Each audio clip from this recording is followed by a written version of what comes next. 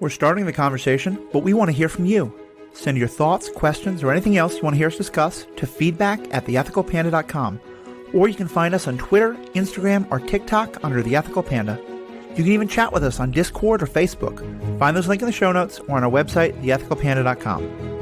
And if you like this content, why not become a member?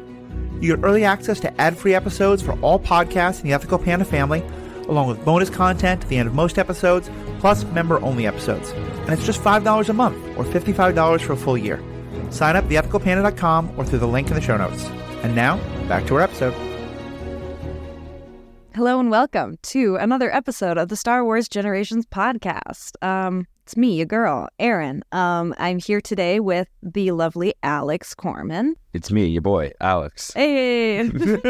Matthew has tapped out for today because we are talking about the character of Revan. And Matthew is like, I know nothing about this character, y'all go crazy. So here we are to go crazy. Alex, any first thoughts about Revan as a character? Well, I would like to preface this entire episode by letting our fans know that the last time I played Knights of the Old Republic, I was probably in middle school.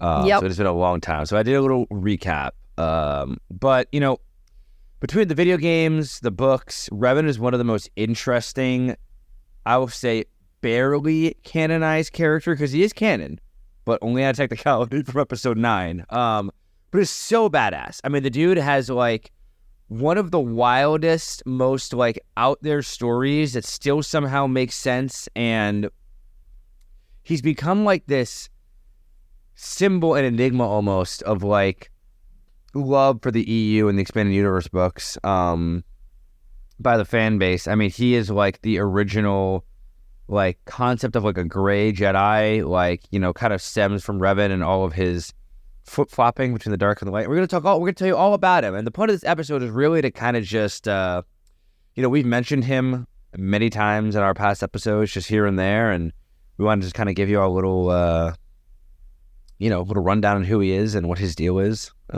which is a lot. We kind of are including some pre-Acolyte stuff. Like you said, Alex, he's not necessarily, like, he's like canon with like a big asterisk by it. Like, barely canon, but enough that we want to talk about him. Because for me, when we talk about the Old Republic, that is what I think of is Revan and his story and the Knights of the Old Republic video game. Of course, now we're getting the High Republic, which is kind of, I think, meant to replace a lot of the lore from the Old Republic. I know, I'm not a huge fan of it either. Alex is giving a thumbs down. Not to say I'm not a fan of the High Republic. I really like the High Republic. But it's set about, oh gosh, I want to say like... The High Republic is 200 or 300 years before. It's a couple hundred years before, the original trilogy. Revan was born 4,000 years before the Battle of Yavin. So we're talking like generations and millennia. We're talking old. Here. Very old. And so, a couple of interesting things. I'm so excited to hear what Matthew has to say after listening back to this episode of us, because Revan as a character is like, I feel like all of the arguments we have about Anakin Skywalker, a millionfold, because there's the question of redemption. So, little giant overview of Revan. He's a very talented Jedi. He didn't train just under one Jedi Master, but was taught by many because he had this drive, this hunger for knowledge about the Force. And he came up with another student, Malik. They were very close. His name was Alec at first. Oh, I actually didn't know that. Okay. Oh, yeah. His name was Alec and later became Malik. Okay. So Alec apparently was like a close confidant and friend of his, and they worked together. The Mandalorians at the time came and attacked the Republic under, their Mandalore, which is their leader. And so Revan leads this group of Jedi against the Mandalorians. Yes, Alex? I just want to just butt in here for a second and note that when the Mandalorians did this, they were partially under the influence of the Sith that was unknown at the time, and the Jedi Council, being the Jedi Council, were like, we're not going to get involved. We're not going to fight back. And so Revan did this against the wishes of the Council. Yeah. So the Council wasn't really on board. My understanding is it wasn't a full, you cannot. It was like we don't condone this. Well, it started off as like you cannot, and basically Revan and Alex / Malik were like, no, I feel really frustrated by the fact that the council is not participating, so like I'm gonna lead this like Jedi crusade, basically. Yeah. Called like the I can't ever say it. Revanchist. I don't know. Revanist I don't know. Movement. Yeah. To basically assist the Republic to fight back against the Mandalorians in that war and defiance of the council. The council eventually like begrudgingly allowed them to like join the Republic military, but were like pissed about it the whole time. Yeah. And so a bunch of Jedi kind of left to follow, like you said, the Revanist. It's spelled Revan and then Chist. So however you want to pronounce it. Yeah, I pronounce it. I'm bad with words. But yeah, a bunch of Jedi kind of followed him and them, and they go out and they defeat the Mandalorians using a super weapon that basically, I can't remember exactly how it works. It's called a shadow mass generator, and basically what it does is picture if Jesus, I'm sorry, back up. It's called a shadow mass generator. If any of y'all have read the Thrawn books, it's similar to how those, or even in the Clone Wars, similar to how those gravity wells will pull ships out of hyperspace. It's a massive gravity well, but it's so powerful. So the final battle took place on Malachor 5, which is a system in the Malachor, or a planet in the Malachor system. And basically the point of this was to draw the ships in and destroy them in one fell swoop, but to pull it in Republic and Mandalorian ships and like destroy the core of Malachor and like turn it from a lush world into this desolate wasteland of hell. Yeah, like it killed everything, people, animals, insects, plants, just it destroyed gone in a blink. Everything. Yes, and so this giant tragedy happened, killing thousands of Republic troops, thousands of Mandalorian troops. Then, the war was over shortly thereafter. Revan was challenged by the Mandalore to like hand-to-hand combat. Obviously, the Mandalore lost, and that is when he reveals, we were tricked by the Sith. A man came to me, a red being. Fun fact, in the Old Republic, Sith is not just basically like a religion. It is a species. It's a species, and there are thousands of them. And every Sith is innately Force sensitive. And it's said in the Revan book, that if you're a Sith who's born and you're not Force sensitive, unless you're from a very high-ranking family, you're killed. Like if you have a weak connection to the Force, you're considered a disgrace and you're killed from a young age. And then, it's okay, Erin, we're just going to bounce back as we tell this story. Yeah. It's basically, this is just going to be Erin and I telling you the story of Revan. That's all that's going to happen here. So I hope you enjoy. But the next thing that happens is Revan decides, because he's already so, avant-garde, he's like, me and Malik, now known as Malik for sure, we're going to go try and track down this mysterious Sith influence and this red being that had tricked the Mandalorians. And so they go to the unknown regions. And there they stumble upon Tenebrae, who is the... what? You're missing a few steps here, if you don't mind. Okay. So I'm just worried Matt's is going to yell at us for getting too in the weeds, but go ahead. Okay. So just real quick, basically he hides the Mandalore's mask so that the Mandalorian people will continue to be a broken people and they cannot unite under one leader. Then they find this like star map in this tomb for an ancient Sith Lord that leads them to this planet Nathema. They don't know what it means. They go to Nathema, and from there, Revan remembers nothing. And then next thing we know, Revan and Malik have re-entered the galaxy, not as saviors, but as conquerors of the dark side. And we later find out, I am bouncing around a little bit, but we later find out that basically they had encountered Tenebrae, the Sith Emperor, who again, it's a race. So the Sith Emperor, and he had turned both of them to the dark side using this like Sith mental control, which is like, picture like Jedi mind trick, but like taken to the umpteenth level where you can basically reach into someone's mind and change them fundamentally. But Erin said, can't remember anything, but they're now re-entered the galaxy as these conquerors. However, they break the mental control of the Emperor and decide not to go back to being Jedi, but their new mission in life is to start their own empire and wage war against the Republic. Their own Sith empire. And it's interesting because it's like the way it's described in a lot of videos is that they twist what the Emperor has given them so much that they fully forget about him and think that it's their own kind of drive. Will. You already kind of said that, but it's their own will that they are going to go and rule the Republic as Sith. Sith at this point no longer means the species as well. It simply means kind of like the dark side religion. This is also before the Rule of Two. So this is when they then go to Korriban, which you've mentioned in the past as like the Sith homeworld. And they start a Sith Academy, and there's just like hundreds of Sith students, thousands maybe.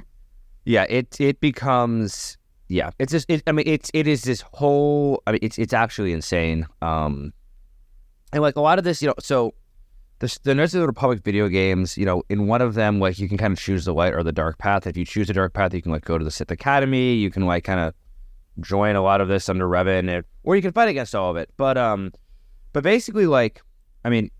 I don't know how much. Erin, please stop me if you want to get more into the weeds. I'm just going to kind of skip to the betrayal, if that's okay with you. Yeah, it's fine. Okay. So eventually, Malak betrays Revan. Mm-hmm. And this is where I'm sure one of Erin's favorite parts occurs. But a Jedi, what's her first name? Sean. Bastila. Thank you. Say it again? Bastila. Bastila Sean, essentially, saves, captures, depending on your point of view, captures Revan after Malak betrays him, and forms it's called a force bond with him, basically, and brings him back to the Republic. And this is when shit starts getting interesting. Gets weird, guys. They wipe Revan's mind completely. It's described. Oh, it's described as they remove and strip his identity and his sense of self. Like he no longer. The Jedi do this, y'all. No, like weird scientists in the Republic. The Jedi Order does this. The Council. And then they give him a new identity as a Republic soldier. And that's where the game starts. Yes. And one thing I love, just a quick divulgence about the character of Revan, because he was created for this game, is that Revan is actually not a gendered character. Like at the start of the game, you can choose like, oh, am I a Republic soldier? I think there's a couple of other options, but the main story is meant to be told from the point of view of a Republic soldier. After you play it through once, you can choose some other characters. But it's set up that you are Revan and it's just POV of you. So if you're a female, awesome. They have this character, Cartho Nassi. That's kind of like your love interest if you choose to be a female Revan. If you are playing the game as a male, your love interest is then Bastila Shan, who you have this force bond with. Yeah. And I love that idea. And I mean, in the book later, he is expanded on as a male character specifically. But because of the ambiguity of the original character, we just get to see a lot of really cool fan art and like even cosplays of like Lady Revan. Like that's a cosplay dream of mine. Eventually, when I get better at armor work and sewing, I want to make a female Revan because Revan is just such an incredible character. Yeah. I also missed a point here. First of all, that's a great point, Erin. And like, yeah, that's another reason why we want to bring up Revan, because we love a non-binary Star Wars character. But Revan had made Malak his apprentice as they were starting this new empire, and then Malak betrayed him, as apprentices always do. But like Erin said, the actual video game opens up with no recollection, no memory on this Republic ship. And basically, like, you can kind of choose light or dark as well. But you want, eventually, either way, you're kind of trying to stop Malak. If you choose the light path, you're trying to, defeat the Sith, or usurp control of the Sith from Malak. Either way, you try to beat Malak at the end. But like, if you choose the light side, you're just trying to like work with the Republic to like, basically try to find the Star Forge, which is where Revan and Malak had like set up home base and like makes this massive amount of materials for Malak and his empire. It's just ancient giant space station, basically. And again, if you pick the dark side, your goal was to kill Malak and take over the Sith for yourself. Now, the story of Revan began in the video games, but like does get intertwined in books, and I believe Erin said there are audiobooks now for them. Is that correct? Yep, audiobooks. There's comics and things like that as well. Yeah, there's so much in detail. So like, a lot of what we're going to tell you is, as you said, in the video games there's different paths, but this is kind of like the main kind of storyline. But basically, like, eventually, Revan is retrained as a Jedi Padawan. Uh-huh. And Malik, I can't remember exactly how. So Erin, please fill me in if you remember. But Malik captures Sean. Yep. And basically turns her to the dark side, at least temporarily. Yeah. And remember, when Sean's the one that, like, you know, formed a force bond with Revan, it saved him. And so Revan goes in, saves Sean by turning her back to the light side with his love for her, and then defeats Malik. And becomes one of the most epic names, I think, in Star Wars. The Prodigal Knight is what they call him. I've never heard that. That's so sick. Yeah, dude. It's like he's given like the Prodigal Knight. It's like he's given like this like holy cross or something. Hold on, Erin, keep talking while I find out this information. Yeah, so basically the story of Revan, which is so interesting, he goes from being savior of the Republic by defeating the Mandalorians. He comes back as conqueror and villain. And then once again, he is turned to be a savior when he defeats Malik. But in the book Revan, it's kind of hashed out just how uncomfortable of a position this leaves him in of his life, is that by the end of the video games, he knows he was Darth Revan. He knows all of that, but he still has very few memories of how and why. And this is a part that I think Matthew would be super interested in, is the story and the concept of redemption, because Revan comes back to the people and is kind of deemed savior, and almost like redeemed. And he did these horrors, possibly, arguably even worse than Vader. And yet he has almost a full redemption of coming back to the light, being a Jedi again, being able to lead Republic armies. And by the time we see him in the Revan book, which takes place after the first Star Wars, or the Old Republic video game, he's considered part of the Jedi Order, but he never goes to the temple. He's very uncomfortable there. Most Jedi hate him. They don't trust him. Go ahead, Alex. I just want to intervene real quick before we get too far along, in that he was given what's called the Cross of Glory and the title Prodigal Knight, which was the highest award given by the Old Republic during the Jedi Civil War, which is what the conflict was called. We didn't mention that. The conflict that Revan and Malik started against the Republic was called the Jedi Civil War. So it was his highest honor. So literally, like, the man who had started the war was then given the highest honor and given the title Prodigal Knight, prodigal son, for saving Sean and defeating Malik in the end. Yeah. Also, Darth Malik is a badass character in his own right. Oh, but he's keep going, so sick. Erin, please. Because, like, it honestly, his story gets even crazier from here, y'all. It just gets wild, guys. Excuse me. The story gets wild. So, yeah, Revan is in this awkward place. He and Bastila do marry. And they both kind of are on the outside of the Jedi Order. They're both still Jedi. They're welcome within the temple. They're, quote, quote, accepted. They also got a baby in the oven. They do have a baby in the oven here because, so the Revan book opens up with this nightmare that Revan has of a storm-covered world and just this overwhelming feeling of fear, like something bad is happening, something bad is coming. And he can't figure out, are these dreams? Are these memories? Are these force visions? Very Anakin Skywalker. It's very Anakin Skywalker. He is described as just gaunt. He is so exhausted, he can't sleep anymore. They say he has very angular features. It said he was pale and gaunt. His angular features were really sticking out. And he decides, I need to go do something about this. So he goes, does a little bit research, tries to get back in contact with Mitra Surik, who was actually his second in command during the Mandalorian Wars. During that, he and Malik were kind of equals at the time, and then Mitra was their second in command. She's the one who actually activated the mass generator, you called it? Mass shadow generator.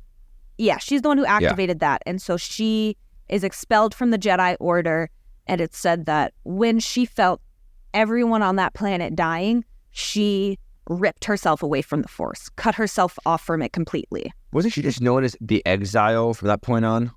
Yes. So then when Revan and Malik go off to Nathema and eventually Dromund Kaas in our kind of transformed by the Emperor, she returns to the Republic and faces the consequences of her actions. She's exiled and not heard from for a long time.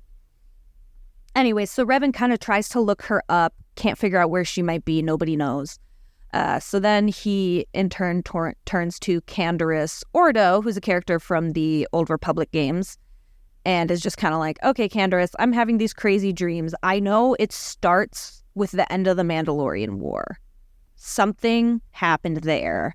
And so he decides we have to go on this adventure. He tells Bastila about it. She's like, yes. Or no, it's actually very funny. Let me try again. He decides he needs to go and find out what happened at the end of this war, and he goes to tell Bastila, and he's like, I have something to tell you. And she's like, I have something to tell you too. And he's like, I bet my thing is bigger. And she goes, I'm pregnant. And he goes, you win. And then he abandons them. No, yes, but no. No, okay? yes. Yes, because Bastila agrees with him that this is an important mission that he needs to go on. He feels that the destruction of the Republic is imminent, and that if he doesn't go explore this, his wife and his child are at great risk and just will basically live their lives in a war-torn and so imperial world. And so Bastila supports him as he goes off with Canderous, and they find the Mandalore's mask. They find that ancient Sith tomb, and Revan kind of regains a lot of his memories there and thinks of this world, Nathema. He travels to Nathema. So we talked about... Back in the unknown regions, y'all. Unknown regions. Just remember, just to like bring us back for a second, Erin, sorry to interrupt you.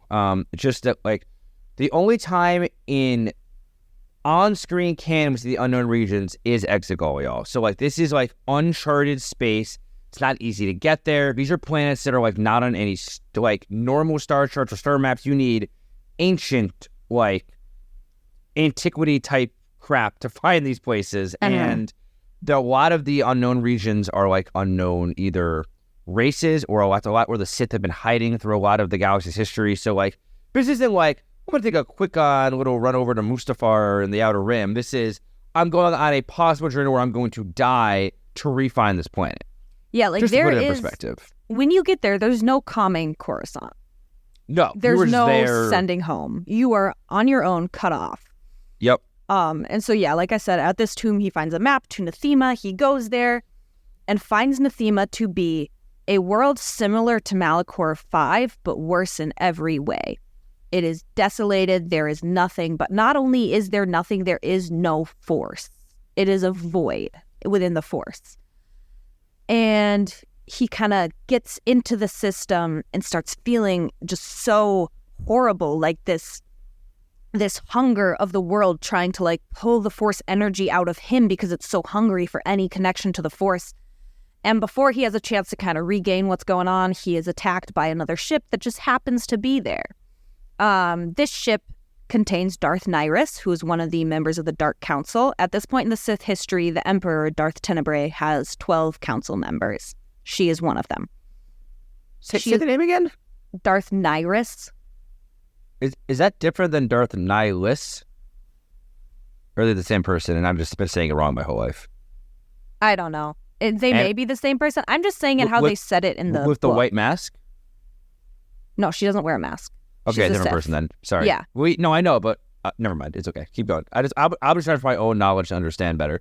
Okay. Yeah, I think they're different people then. But she's there also with another Sith, the species and the religion. His name is Lord Scourge. Mm-hmm. And there's a whole bunch of Sith politics happening, okay? We're going to try to stay away from that as we just go into the Revan of it all.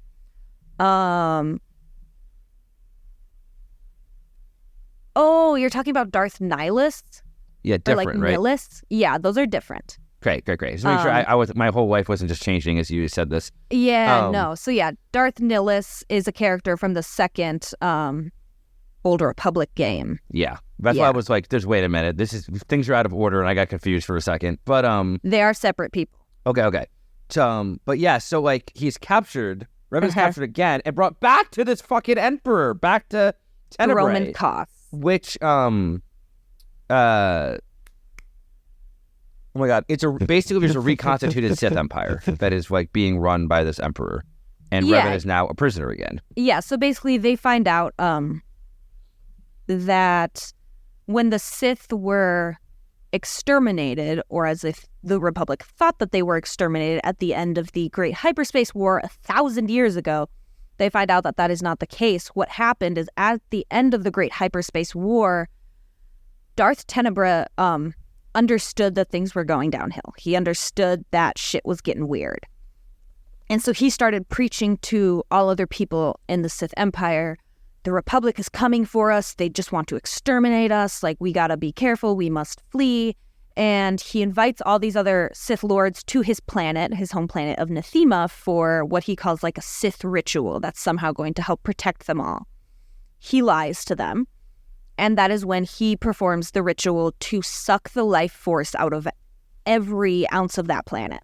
In doing so, he gains eternal life. So Darth Tenebrae is still the Sith Empire, or Emperor, 1,000 years later. And remember, y'all, even though like we kind of found out about this, remember, like Revan and Malak encountered them earlier, but they didn't have any memory of that. So like they couldn't report that back to the Republic. So the Republic was just this whole time assuming that Revan and Malak went rogue, basically, and were started their own empire. They were unaware this whole time the Sith had still been existing. Yeah, nobody knew that something had happened to turn them other than just corruption of their own power. Correct. Yeah, so Revan is brought back to Dromund Kaas, which is the actual home planet of the Sith species. So far out in the unknown regions, there's a whole Sith empire with thousands of planets under its rule, and they are so far in the unknown regions that nobody has any idea. But it's this whole society. Revan is brought back, made a prisoner. They tried to torture him. It doesn't work. Because Nyrus, she wants to know, I've seen you before. You were here. The Emperor told everyone you were executed. How are you alive and why are you back? And Revan's like, I don't know. And they're like, you're lying. And then after a couple of months, Lord Scourge, who's put in charge of the interrogation, realizes, no, he's not lying. Like, he actually doesn't know shit. And I can, like, try to keep torturing this guy, but at the end of the day, it's a waste of my resources, and it's a waste of our time. So instead, he just starts to conversate with Revan once a week. This goes on for 3 years. Revan is stuck in this cell. Never leaves, never bathes, nothing. He's also kept under heavy drugs the entire time. So his connection with the Force, his connection to himself is so depleted and distorted at this time. Yet he is still so powerful that it's very funny. There's a chapter where Lord Scourge describes how he is manipulating and using Revan to learn as much about the Force as he can, because Lord Scourge has this hunger for power, and he actually recognizes there's more to the Force than the dark side. And this Revan character has become so intimate with the dark and the light side of the Force, and he is more powerful than anyone I could have imagined. I need to learn from him.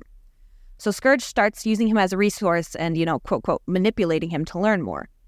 Fun fact, next chapter, Revan's doing the same shit. He's like, yeah, when Scourge shows up, I pretend to be more intoxicated than I am. I pretend to let certain things slip when really I'm dropping in little nuggets of, like, information to keep him interested, to keep him coming back, and to get him to eventually trust me.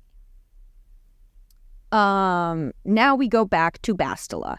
At this point, we're about 2/3 of the way through the book. One thing I loved about this book is that thus far, it had been told from 2 point of views. Revan or Scourge. That was it. Until we get to Bastila here. And we find out, it's been 3 years. They have a 3-year-old son. She hasn't heard shit about Revan. Like, since Canderous, literally abandoned. Since Canderous said he went off to find Nathema, no one has heard from him, no one has seen him. At this point, it is after the second Knights of the Old Republic video game, which is where Mitra Surik comes back, regains her connection with the Force, and is then the savior of the Republic as she fights the Sith Triumphade, which is Darth Traya, Darth Nihilus, and Darth Sion. That's the second game. Like we said, Revan crashed with his little droid, T3. Revan was captured. T3-M4 made it out alive, spent months repairing the ship, and goes back to the Republic, meets up with Mitra. They go through this whole adventure. T3 doesn't say shit about Revan the whole time. He is an R2-D2 level secret keeper. Like, yep. my guy has it locked the fuck down. And then after all these wars, Mitra goes to Bastila, and says, like, T3 said he needed to talk to you. We find out Bastila had ordered T3 not to say anything to anyone about what happened with Revan until he sees Bastila again. So that's why he kept his shit to himself. Good droid. T3 tells them what happens. He shows this video of Lord Scourge capturing Revan and leaving. So now Mitra's like, well, I'm going to go search out Revan because he was my mentor and I need to go help him. Bastila's like low-key jealous, kind of pissed, but she's like, okay, I'm being silly goofy. Like, obviously I can't go hunt down my husband with my 3-year-old child. So, like, she takes a step back and she gives Mitra 2 things. One is a holo recording of their son's last birthday.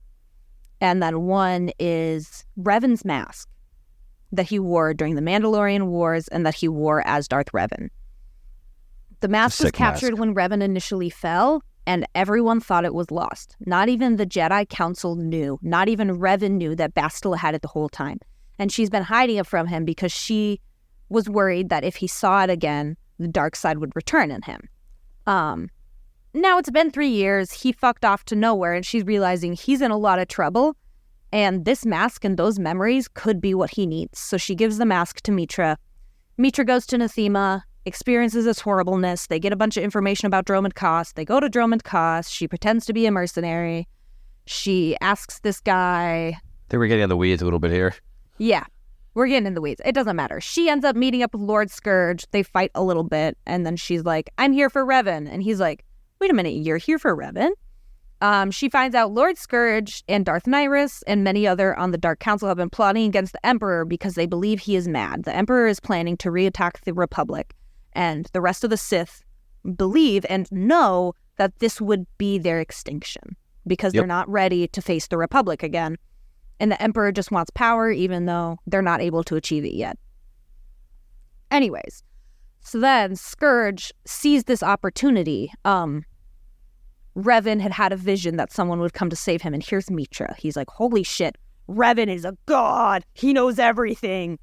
Craziness ensues. Scourge turns on Nihilus. The Emperor executes Nihilus and everyone else on the Dark Council. They escape with Revan.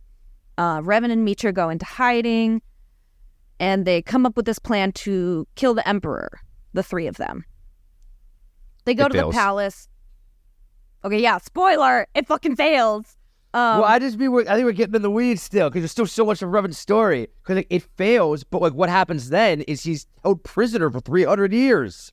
Yeah. So it fails basically because Scourge in the last moment decides, fuck it, we're not going to win this. I'm not even going to try. So he kills Mitra.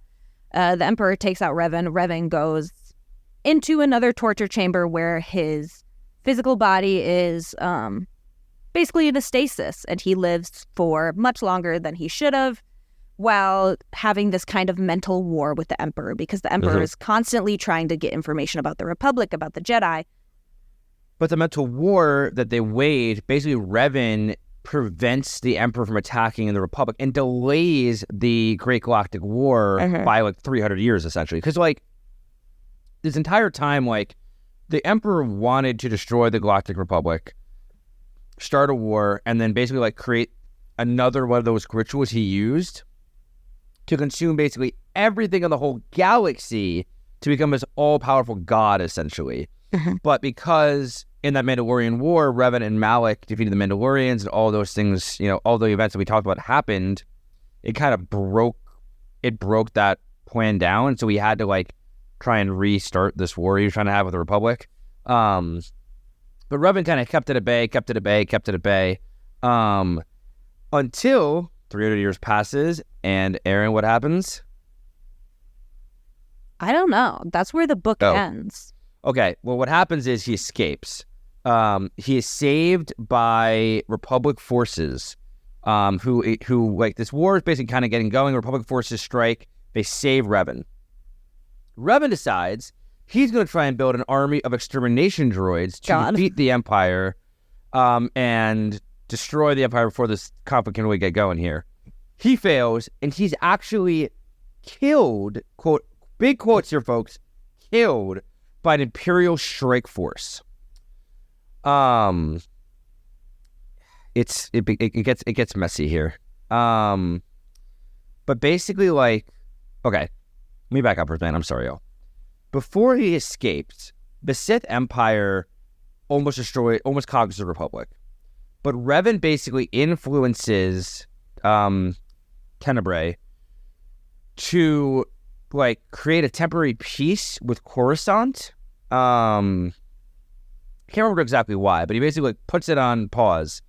And then through a bunch of other insane events, the Revan is freed, as I said. The Emperor tries to begin his galaxy-wide ritual, but he fails. He's defeated by this Jedi Knight named Tython, or a hero of Tython.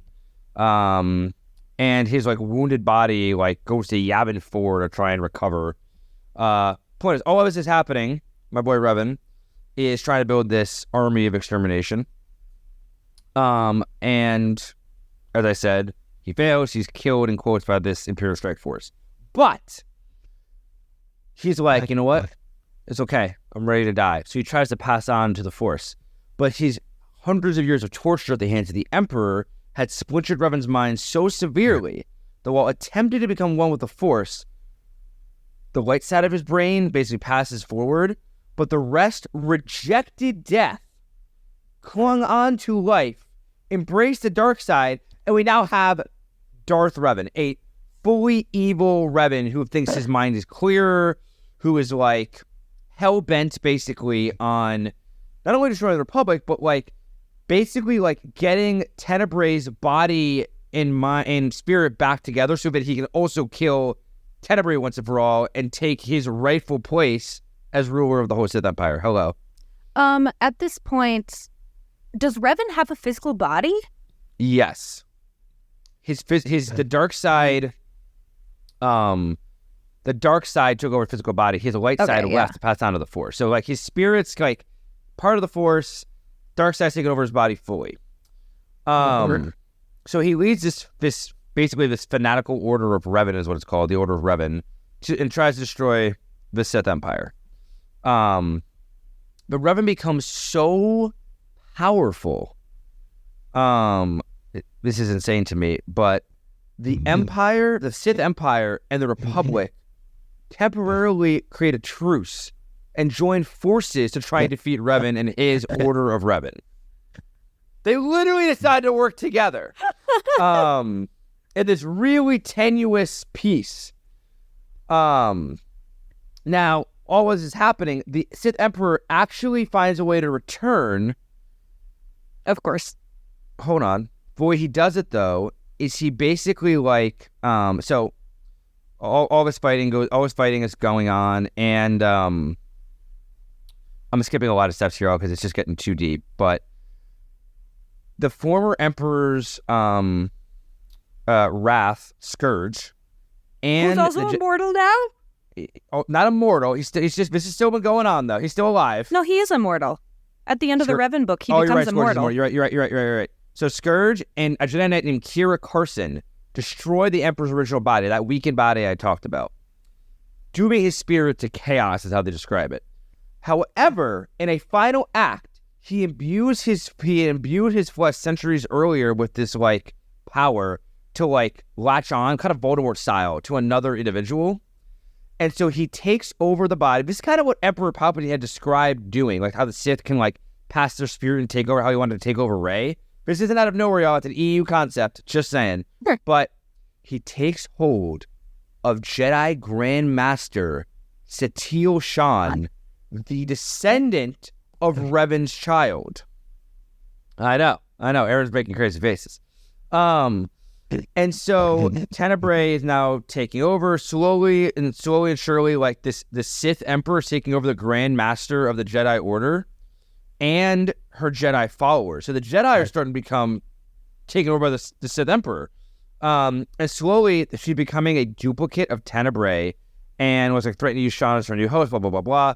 And then many of history's greatest champions, including those through the Force and current living ones, had to fight. Hold on, I'm skipping a step. Pause 1 second. Matthew, we have to delete that little part there. But so Tenebrae's taking over fully Sean's body. All the while, fucking Revan, light side, not being able to pass, or like join with the Dark Revan.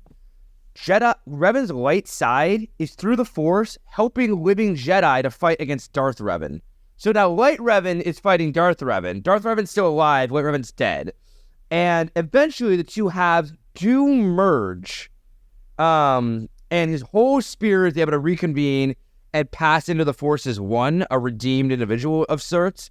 And now redeemed, reunited Revan is one of the main guides and people who enter Sean's mindscape, along with all the other souls that have been wronged by Tenebrae and anyone who's powerful with the Force at the time, to destroy the immortal Emperor in the mindscape of Revan's descendant child.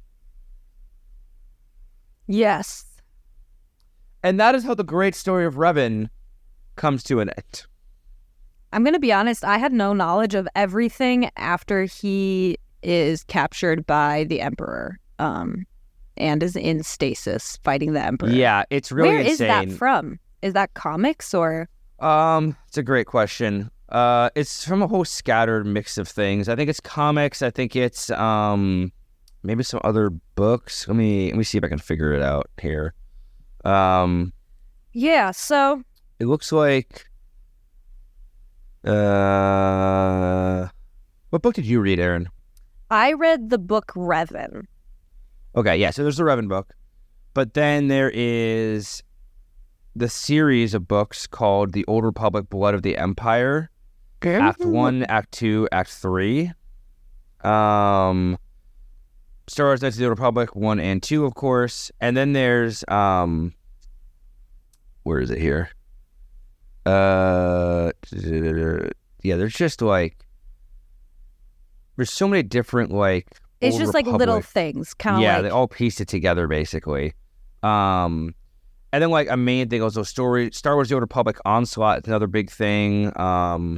But all that being said, you know, the story of Tenebrae, the story of Revan are intertwined. But Revan as a character is like this tragedy of an individual who, if we could just, in the briefest line recap here, was a Jedi, turned to the dark side, had his mind wiped, turned back to the light side, went to hunt down the Sith after getting his memories back, was kept in stasis for 300 years, was killed, had his mind splintered, had his spirit shattered, separated himself, fought against himself from the spirit world, rejoined himself, and then fought the final battle against the Emperor in the mindscape of his descendant.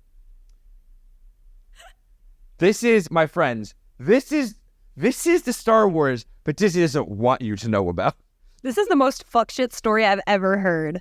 Does it make sense? I don't really know.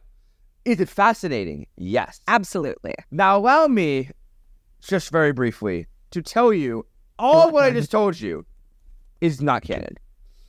But the canon part of Revan is so small. Only canon thing we know is that essentially that he was a Sith Lord at some point and was the namesake of the Sith Eternal's third legion in episode 9. So the Sith Eternal had named their legions after different Sith Lords of old. And it was the history of the Sith was kept hidden from the galaxy. Only Sith cultists knew the significance of Revan. And basically, like, again, I believe this is from... let's see here. This would have been from Shadows of the Sith, which is a book that I'm actually still reading very slowly. But at 3 ABY, cultists searching the catacombs beneath the Sith Citadel on Exegol repeated Revan's name in a chant along with other Sith. And then the Sith Trooper legions were all numerically identified and named after an ancient Sith Lord. So, like, that canonized Revan...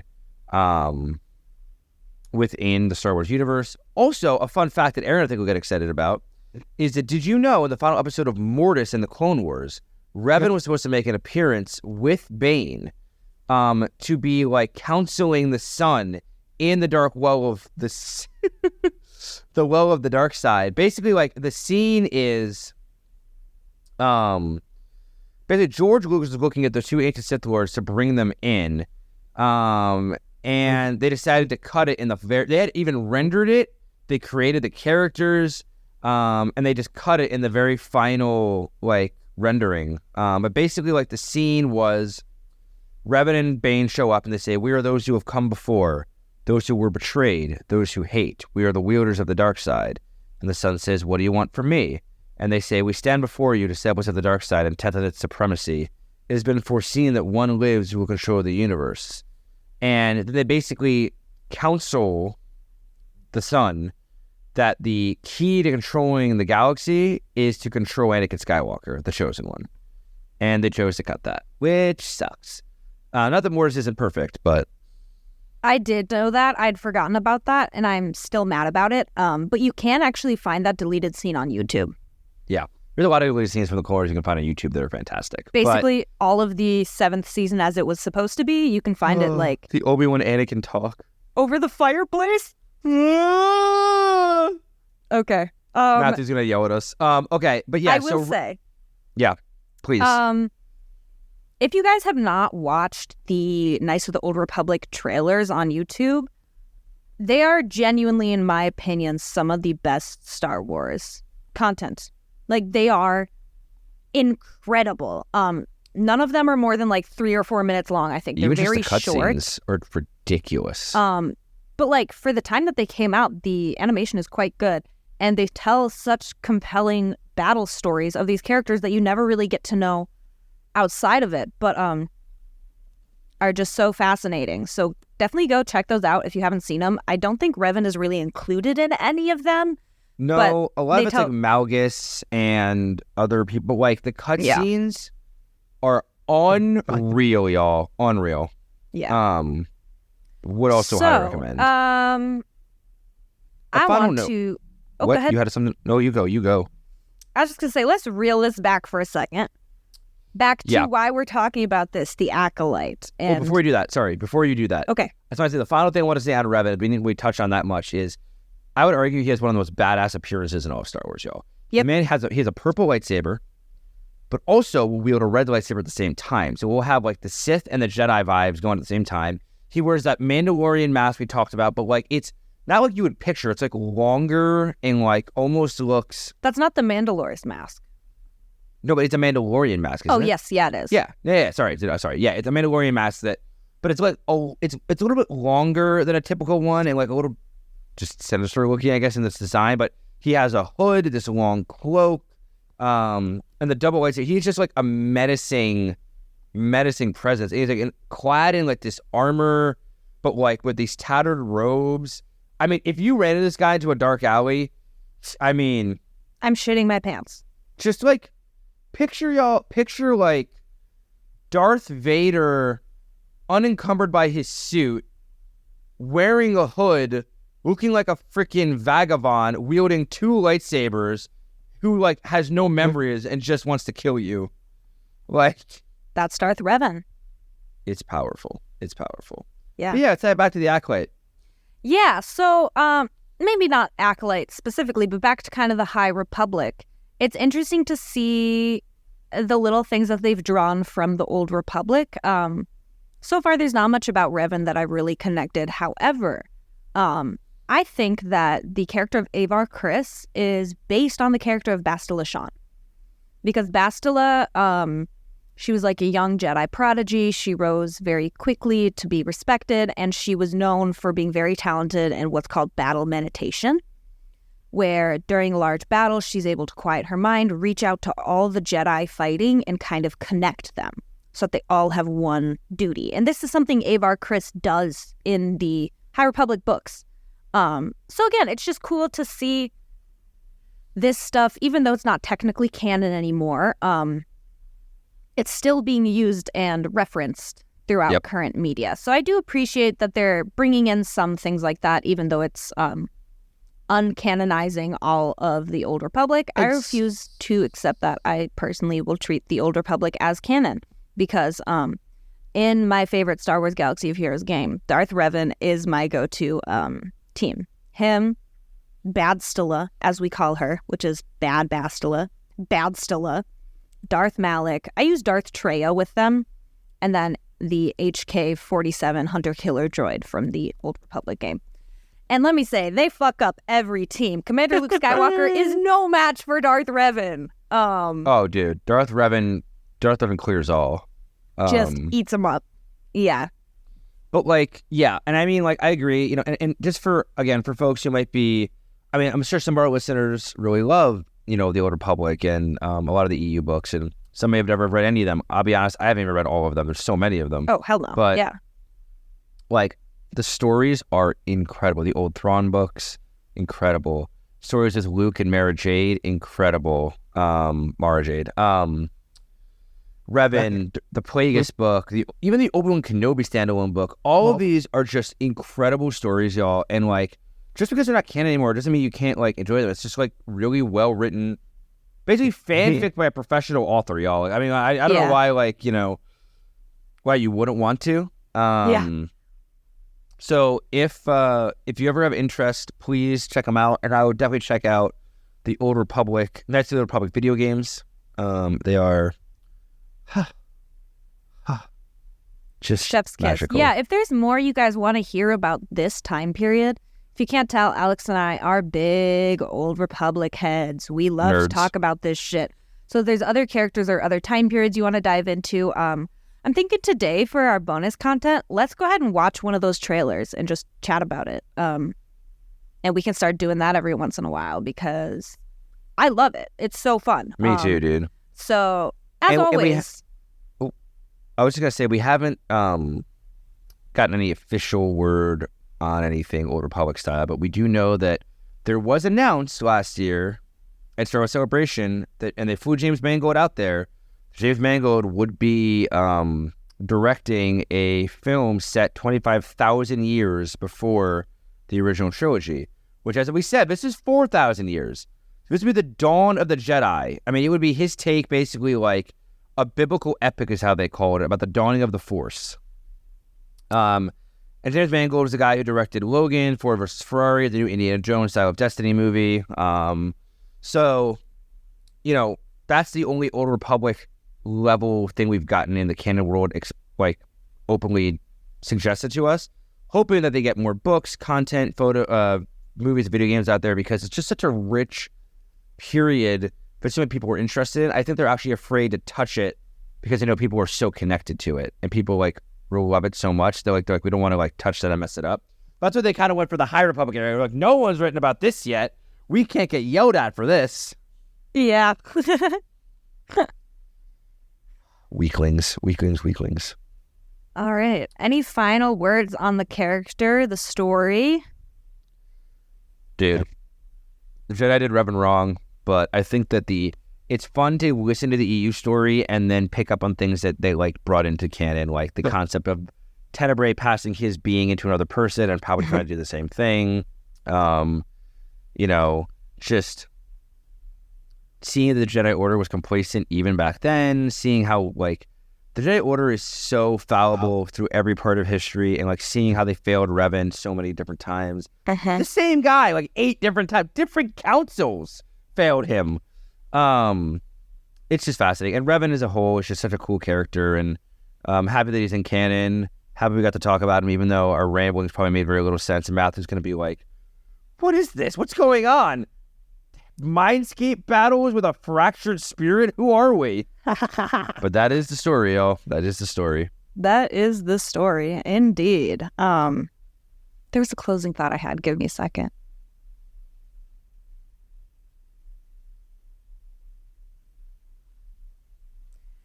Yeah, I love talking about this. It honestly gets me kind of excited to rewatch the sequel trilogy.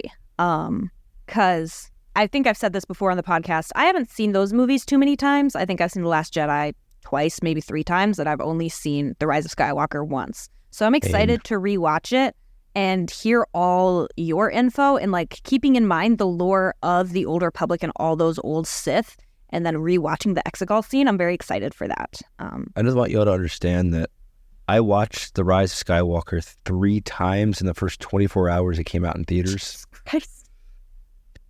I watched it at 7 p.m. the day it came out, at midnight the day it came out, and then again at 11 a.m. the next morning as the earliest showing possible.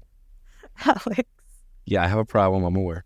But just so everyone, and I also convinced the movie theater guy to let me bring my R2D2 popcorn bucket I bought for $50 back to both showings. They let me fill it up for free every time I brought it back. So I got like a bunch of free popcorn. But yeah, y'all, I mean, I think that episode 9 really stands on the principles of the expanded universe and the Old Republic and these dark mythical things. That's why I like it so much. So I'm happy that we were able to talk about this before we got into that. But Darth Revan, we love you, my friend. Please, consider subscribing to our lovely podcast for $55 a year, $5 a month, whichever you prefer. You get access to bonus content. We do bonus content after almost every episode. We have members-only episodes. Book club, where we might even do some expanded universe books, which would be super cool.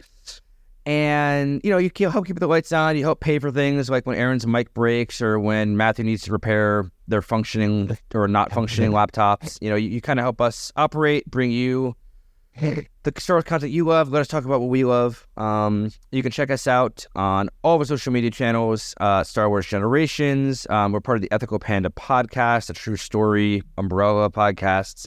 And all that's going to be in the show notes. Matthew has it all written out nicely for you, but please check us out, like us, subscribe, keep listening. Hop on our Discord. Hop on our Discord. Say your thoughts about the Old Republic, y'all. I want to hear the conversations about Revan.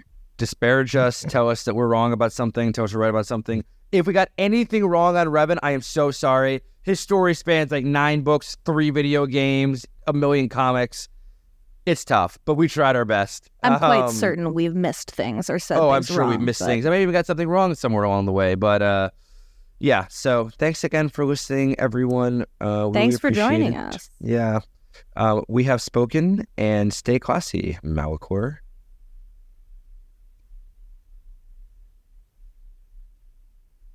I'm pregnant. You win? Oh my God. Matthew, please leave the entire pause and just wrap it there. Wow.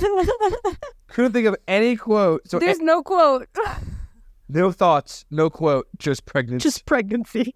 Superhero Ethics is an Ethical Panda podcast, part of the True Story FM network. If you enjoyed the show, please share it and leave a rating or review in your podcast app if possible. The best way to support us is by becoming a member. Find info and social links in the show notes. Thanks for listening.